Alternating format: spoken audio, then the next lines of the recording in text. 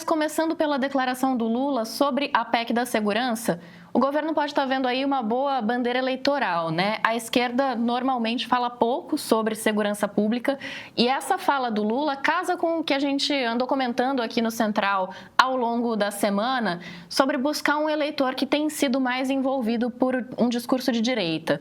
Mas tem aí o desafio da aprovação no Congresso dessa PEC, né? Então vamos para São Paulo, porque lá estão a Flávia Tavares e o cientista político e professor da Universidade Federal de Minas Gerais, Bruno Reis. Gente, boa tarde, professor, seja muito bem-vindo. Boa tarde, Lu. Boa tarde a todos que nos assistem. Boa tarde, professor. Que bom tê-lo conosco. É um grande prazer. Professor, não vou fazer uma grande introdução a mais do que a Luísa já apresentou, mas eu realmente queria insistir que a gente comece por essa fala do Lula e por esse esforço dele de alcançar um público que, de uma forma diferente, ele alcançava de outras formas, com outros discursos, e agora ele vem modulando o discurso para alcançar nas preocupações que parecem estar mais centrais para esse público. A segurança pública, talvez a principal delas. Como é que você interpreta esse esforço, essa tentativa? Já não era sem tempo, né? De alguma maneira, um governo pela esquerda tentar se apropriar mais proativamente disso. É uma espécie de lugar comum, um clichê, que todo mundo repete, que a esquerda não sabe falar de segurança. No entanto, se a gente roda 20, 30 anos o filme da política brasileira, onde tem política inovadora de segurança e eventualmente caem os números, é normalmente iniciativa da esquerda. Né? Porque a ideia, enfim, de um modo geral, o problema é que você tem um enquadramento intuitivo do problema de segurança que é muito maniqueísta.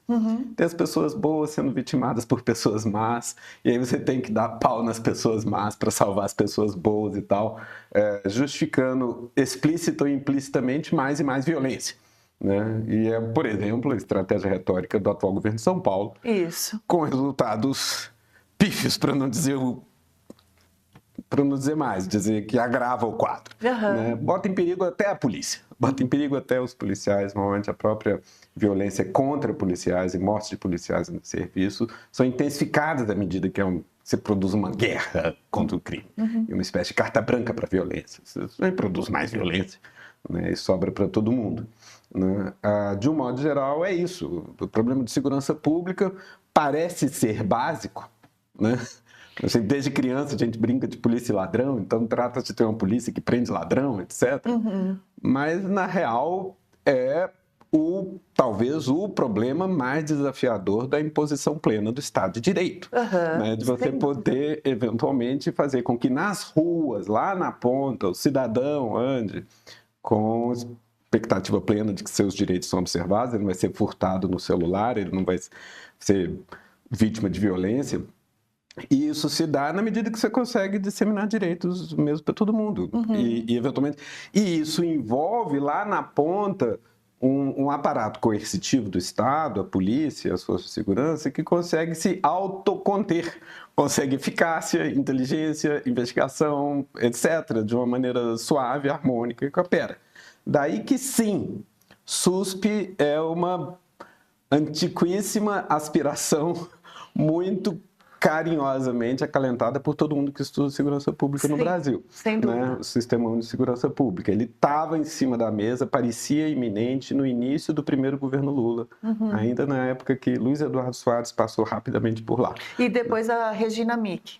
Sim. Que também tentou levar isso adiante, que tinha sido secretária em Diadema, foi ser secretária nacional da Segurança, da Justiça, no Ministério da Justiça, e tentou colocar isso de pé também e também teve muita dificuldade. Teve esforços na época já do Raul Jungmann, na época do Temer, mas é algo que, enfim, o que se escuta, eu já ouvi de colegas e tal, que são mais diretamente envolvidos com o tema do que eu, é que o SUSP, enfim, depois que cai a primeira equipe do Márcio Tomás Bastos, ainda que incluía Luiz Eduardo Soares e outras pessoas, e isso durou pouco. Enfim, na medida em que envolve uma certa centralização e a União chamar para si algo, algo que é uma encrenca, que é difícil de resolver e que é uma prerrogativa dos governadores do estado, fica um problema, além de tudo que ele tem de operacionalmente complexo, ele é política, institucionalmente, constitucionalmente complexo e delicado. Né? Envolve um acerto muito difícil entre prerrogativas do governo federal e prerrogativas dos governos estaduais, que é quem comanda diretamente a polícia, envolve a produção... envolve uma iniciativa, uma determinação firme do governo federal de chamar para si a responsabilidade sobre um problema agudo que incomoda as pessoas, interessa profundamente o eleitorado e difícil de resolver. Então, precisa de um governo federal que tome uma decisão que precisa lidar com isso.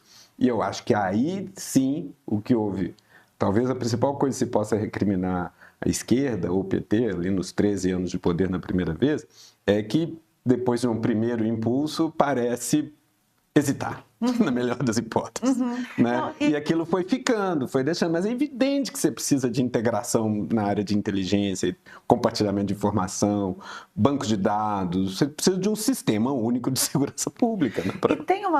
E tem alguns pontos nessa tua fala inicial que eu acho que vale a gente explorar. Primeiro que é o fato de que o que a Constituição prevê em termos de autonomia dos estados, do papel dos governadores, né, na elaboração de política pública de segurança e na gestão da segurança pública, de certa forma ficou obsoleto à medida em que o crime organizado se nacionalizou, né? Então tinha uma visão ali de que a segurança é um problema mais local e que então é mais eficaz tratá-lo ali localmente. E isso não é mais verdade. Hoje as facções estão globalizadas até, não é só nacionalizadas, né? E o plano da PEC, ele tem a Lu descreveu ali, né, que ele prevê a autonomia dos estados. Não, a autonomia dos estados já é prevista na Constituição, ele prevê a manutenção dessa autonomia com o papel da União de coordenação maior, né? E de tornar algumas polícias mais ostensivas no combate ao crime organizado e tudo mais. E o presidente Lula ontem, nessa fala da República dos Ladrões de Celular, o contexto da fala dele, e ele realmente falou isso, é do combate ao crime organizado, expresso na ponta com o ladrão de celular, mas é uma coisa muito mais ampla. Sim. Eu queria entender um pouco por que nesse jogo os governadores da direita resistiram e vêm resistindo a essa proposta. Porque, assim, é um problema que eles próprios não conseguem resolver sozinhos, ao mesmo tempo é uma bandeira que eles levantam. Então, você pontuou, não, o governo federal está chamando para si a responsabilidade por um problema super difícil de resolver. E mesmo assim, os governadores não querem falar, tá bom, então resolve aí essa parada, né? É com medo de perder essa bandeira? A gente só pode especular, né? Tem o cabo de guerra habitual do político, se você está na oposição ao governo federal puxa alguma coisa, alguém já começa a atirar. Automático, né? Em alguma medida tem isso, né? Para além disso, cada um terá lá as suas razões, mas eu suspeito que o seguinte, o tema da segurança pública, na medida que não for tratado, ele permanece um terreno de discurso maniqueísta fácil. Entendeu? Se isso não se resolve, é fácil ganhar voto fazendo cara de mal. Entendeu? Fazendo cara de mal, que comigo não vai ter vida fácil e vamos endurecer a lei. Vou comprar arma, vou dar carta branca para matar bandido. E as pessoas estão com medo e votam. Porque tem medo real, entendeu? E alguém falou, ali ele não vai passar a mão na cabeça de bandido, entendeu? E vai, mas na verdade, na real, só vai agravar o problema. Aí na hora que o problema agravar, fica lá, mas aí o mundo, mas aí o governo federal, aí a justiça solta, o discurso está todo pronto, entendeu? Assim, e esse discurso, ele se realimenta em larga medida, de maneira independente de resultado a ser apresentado, porque ele está simplesmente operando na reafirmação das crenças intuitivas de todo mundo. Todo mundo se aproxima intuitivamente do problema de segurança pública de maneira maniqueísta, o bem contra o mal. E isso se exprimiu de maneira dramática no plebiscito em 2005. Entendeu? Exato. O plebiscito ali é uma esparrela em que os defensores do Estatuto de Desarmamento caiu, porque não fica legal, não é politicamente correto ser contra plebiscitos, né? Eu sou contra plebiscitos, acho plebiscito uma droga. Eu vou precisar, ficou novo. Eu vou precisar que você elabore um pouco mais esse argumento. Porque se tiver tempo pra gente brincar com isso. Temos tempo. Aqui no Central Meio a gente aprofunda as conversas, mas é um argumento que eu gostaria de ouvir. Plebiscito é muito ruim.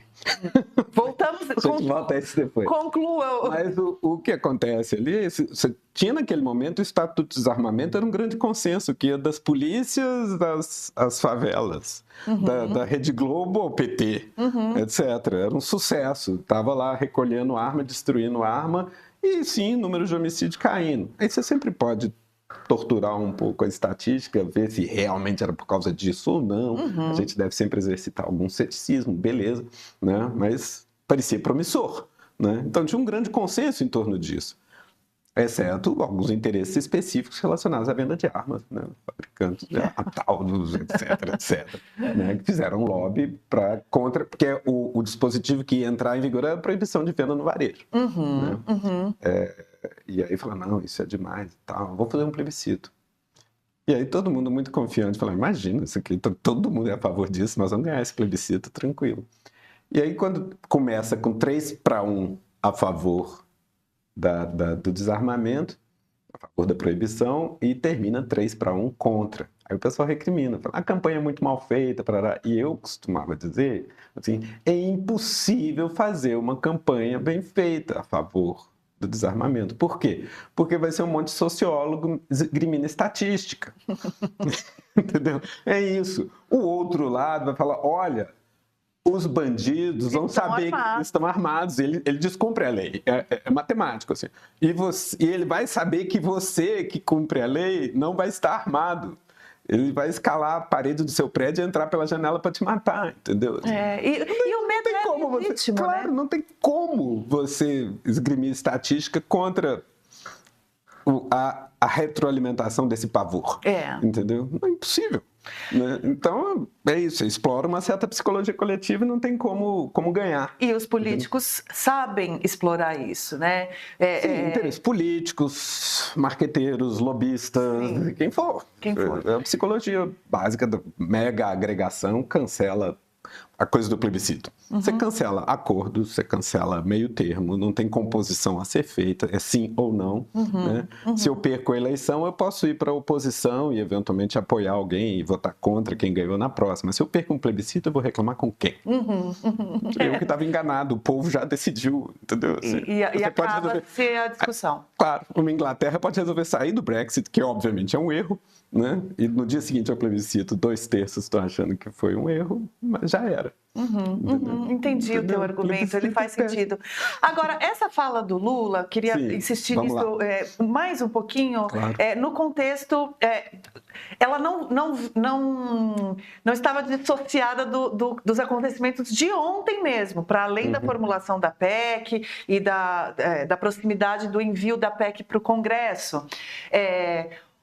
Ontem, aqui em São Paulo, aconteceu um evento de segurança pública, que foi uma entrevista coletiva do secretário de Segurança Pública, Guilherme Derrite, que é um deputado federal licenciado do PL, que é um capitão, ex-capitão da rota, que tem todo esse discurso de matei 17 foi pouco, era uma coisa assim, coisas desse tipo, né? E a gente sabe muito bem qual é o tipo de segurança pública defendida e executada pelo governo Tarcísio, principalmente conduzida pelo Derrite, com a anuência e o apoio, enfim, do governador.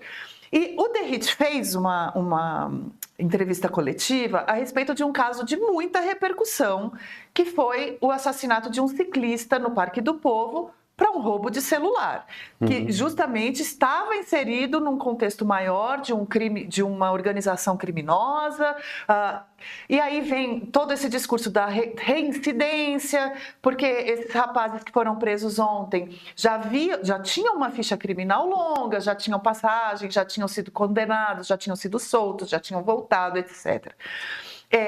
O próprio Tarcísio, estou fazendo esse introito longo para a gente... O próprio Tarcísio fez um vídeo em cima de um outro vídeo de uma policial mostrando uma ficha corrida de um desses caras que são pegos executando algum crime de alta repercussão e falando, olha só, ele já tinha passado pelo sistema, ele voltou para as ruas e cometeu tudo isso e tal. Isso é uma coisa. A outra coisa que eu quero relacionar é que um dos vídeos que mais circulam em grupos de WhatsApp contra o Lula é ele falando anos atrás que, poxa, a gente não pode pegar o menino que rouba o celular e transformar ele num bandido sem tamanho e tudo mais. Esse vídeo circula muito em grupos de direita, é usado frequentemente não só para chamar o próprio Lula de ladrão, porque gosta de ladrão, porque não sei o quê. Então, assim, é parte de uma retórica muito forte contra o Lula, justamente o ladrão de celular. Tudo isso posto, professor, a gente sempre reclama que a esquerda não conversa com assuntos que estão no centro da preocupação da população que está refratária a votar na esquerda.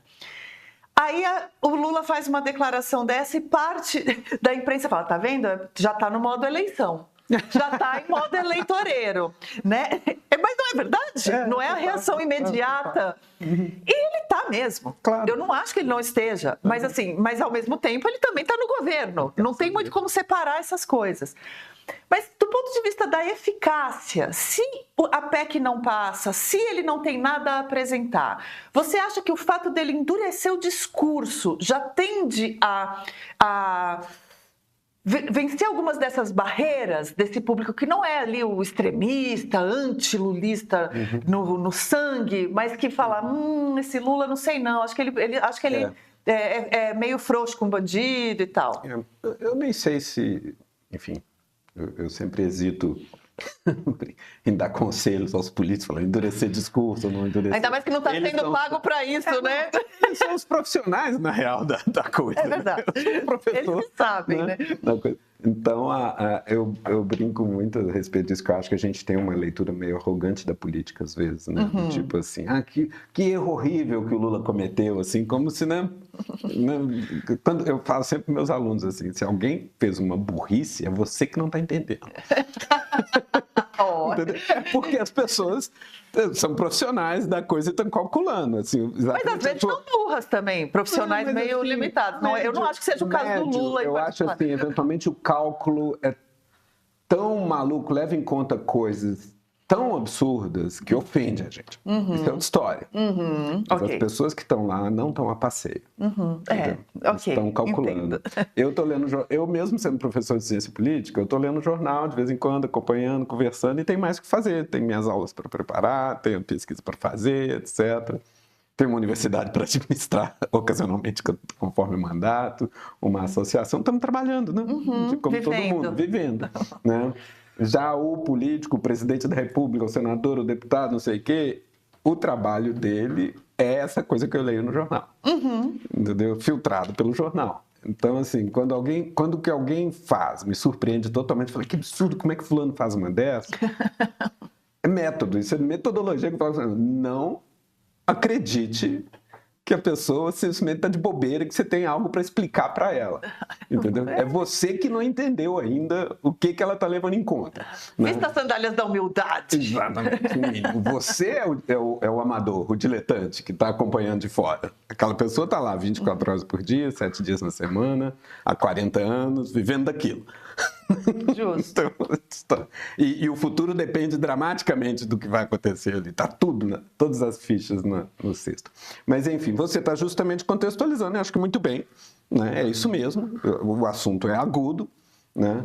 É um assunto central na pauta do governo de São Paulo, que é de oposição. São Paulo é o maior estado. Você tem que articular algo sobre isso. Eu apostaria que o Lula sabe muito bem que empurrou esse assunto com a barriga na primeira década do século, entendeu? Tinha o SUSP na mão, o SUSP não saiu do papel, né? Tem algo para fazer, de repente é ele com ele mesmo, estamos nos devendo essa. Vem à baila isso, tem um vídeo, como você apontou, que estão me queimando ali. Eu acho que nem se trata necessariamente de endurecer discurso.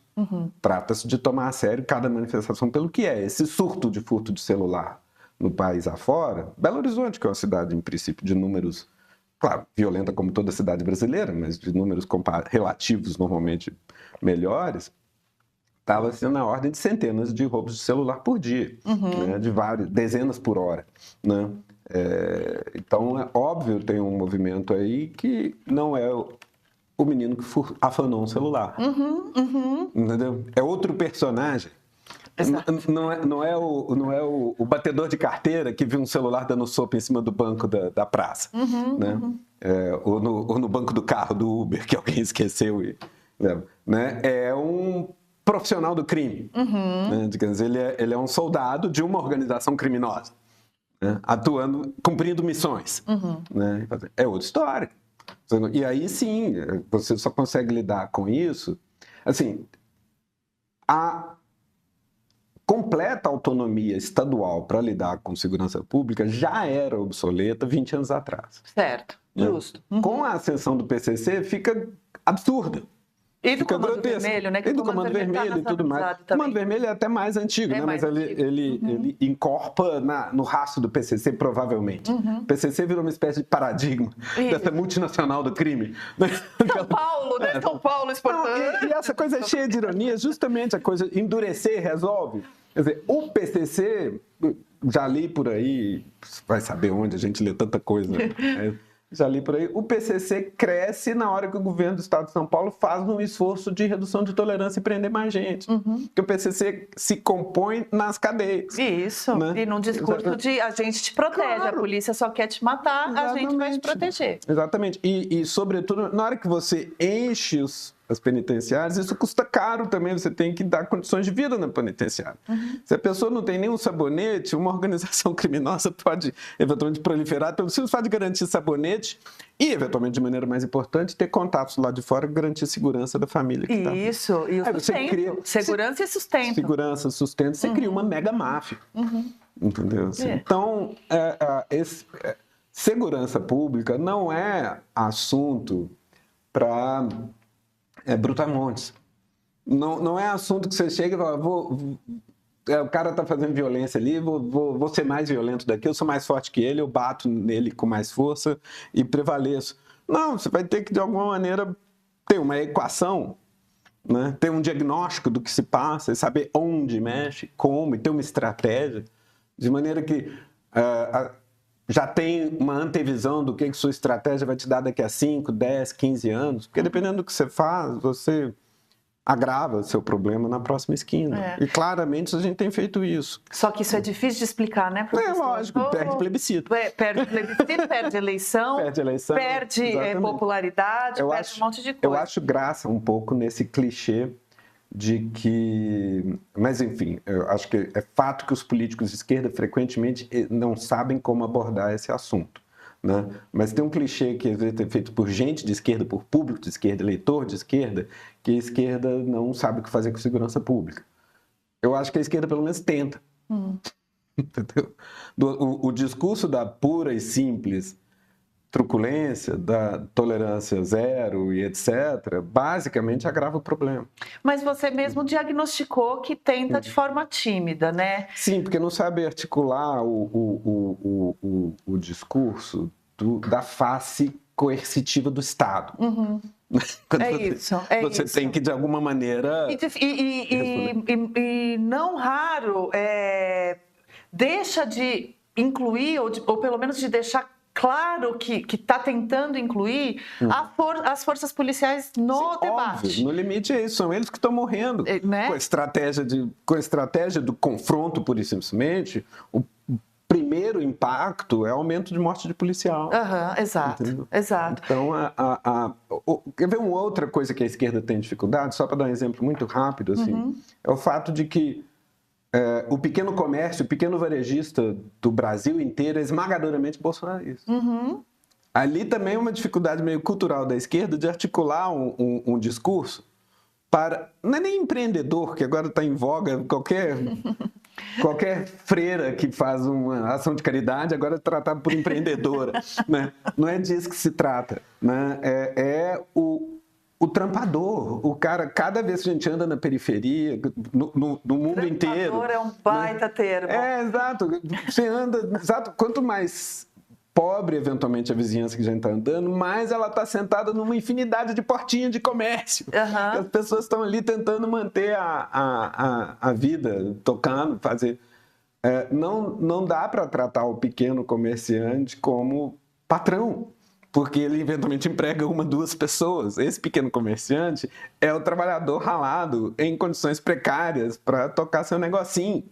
Ele precisaria de crédito abundante, ele precisaria de apoio em contabilidade, ele precisaria das coisas, às vezes, de algum treinamento, programas governamentais poderiam ajudá-lo, mas, sobretudo, enquadrado como um trabalhador brasileiro que está se virando. Né? Agora, a esquerda olha para aquilo, na medida que ele contratou 1 ou 2 pessoas, é como se ele fosse o patrão, entendeu? Ou ele olha para o discurso da esquerda e fala, esses caras estão lá só para proteger os meus 2 funcionários. Os meus 2 funcionários e, eventualmente, dizer que ele não tinha... Enfim, que eu estou explorando eles, etc. Dá um curto-circuito.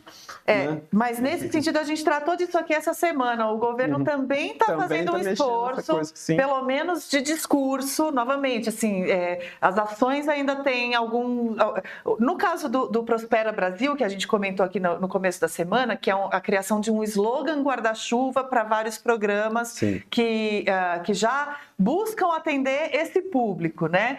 Mas que, segundo o diagnóstico do Planalto, são mal explicados, mal comunicados e precisam, então, de um slogan tipo PAC, tipo Bolsa Família, coisas assim para agrupar num guarda-chuva o Bolsa Família é um programa em si, foi um mau exemplo, mas tipo PAC, o PAC tipo é a melhor analogia.